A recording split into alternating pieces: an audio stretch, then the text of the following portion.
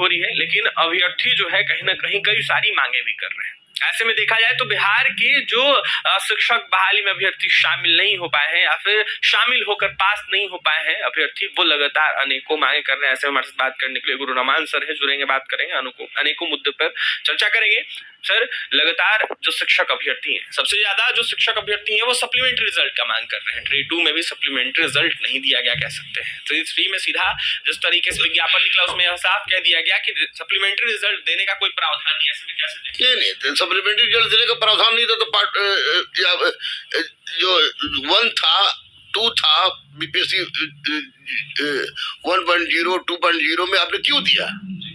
जब आपने अब नहीं प्रावधान, तो सप्लीमेंट्री रिजल्ट का प्रावधान होता है भैया। यूपीएससी में कभी कभी जब सीट फुल नहीं होता तो यूपीएससी अपना रिजल्ट देती है।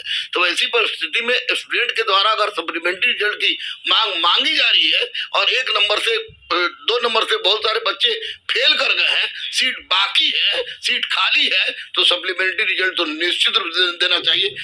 फिर मैं इसकी चर्चा करूंगा और मैंने चर्चा की भी है माननीय सम्राट चौधरी से। फिर इसकी मैं चर्चा करूंगा और अहिंसात्मक रूप से छात्रों के साथ मैं था, हूं और रहूंगा। छात्र के साथ फिर अगर ज्यादा हुआ तो फिर मैं जाऊंगा।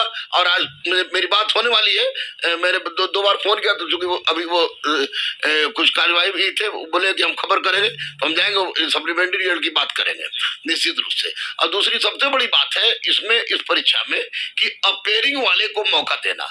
स्टेट अपेयरिंग वाले को अगर मौका आप नहीं देते हैं तो निश्चित रूप से स्टेट अपेयरिंग वाले बच्चों के जीवन के साथ बहुत बड़ा खिलवाड़ है। बीएड 2, 4, 5 रुपए में करने की चीज नहीं है।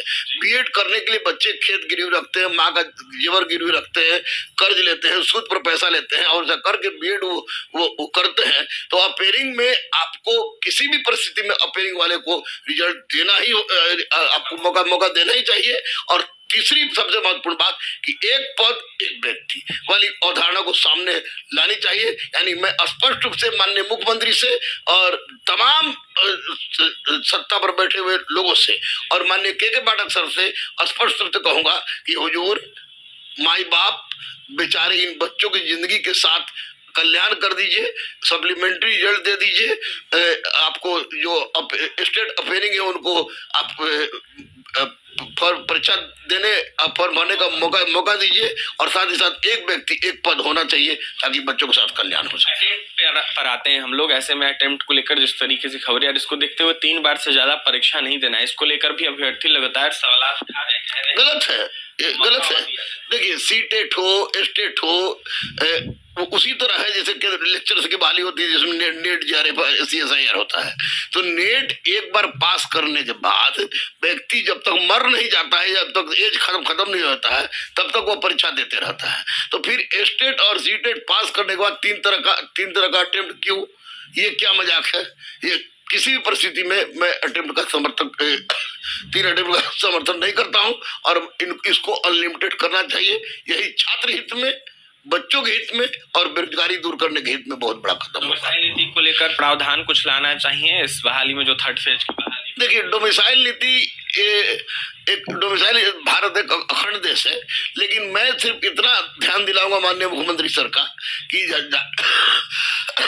झारखंड हो गया, राजस्थान हो गया, हरियाणा हो गया, उत्तर प्रदेश हो गया, आपको हर जगह पर डोमिसाइल नीति लागू है क्लास 3 के जॉब में। तो वैसी परिस्थिति में अगर बिहार में भी लागू हो जाए तो कोई दिक्कत नहीं है, लागू हो जाए तो कोई दिक्कत नहीं है। लेकिन सबसे पहले जरूरी है कि ये सप्लीमेंट्री रिजल्ट देना, 1 पोस्ट 1 व्यक्ति, और तीसरा स्टेट अपेयरिंग वाले को मौका देना। डोमिसाइल नीति एक गहन प्रक्रिया है, तो इस गहन प्रक्रिया में आप लोग सोचे।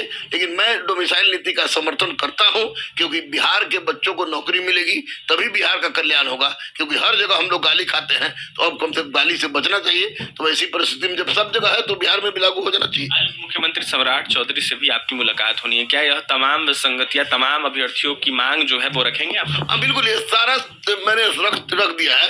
माननीय सम्राट चौधरी के पास रख दिया है, माननीय सुशील मोदी के पास रख दिया है, माननीय विजय सिन्हा के पास रख दिया है मैंने ये बातें। तो आज फिर से मैं माननीय सम्राट चौधरी के पास ये बात सामने रखूंगा और कहूंगा भैया किसी तरह इन बच्चों का कल्याण कीजिए। और आपने कल्याण करने का वादा किया है तो निश्चित रूप से आप ऐसा कर सकते हैं, क्योंकि आप जो कहते हैं वो करते हैं।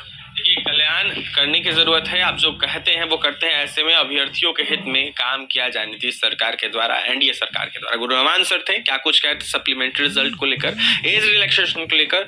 तो वहीं जिस तरीके से डोमिसाइल नीति की बात है इसको लेकर आपने सुना है। तो दोस्तों आपने सुना रहमान सर ने क्या कुछ बातें बताई हैं सप्लीमेंट्री रिज़ल्ट को लेकर, और रहमान सर लगातार जो है वो शिक्षक अभ्यर्थियों के साथ बने हुए हैं। तो दोस्तों इस वीडियो में फ़िलहाल इतना ही। आगे की अपडेट के लिए चैनल के माध्यम से जुड़े रहिए। धन्यवाद।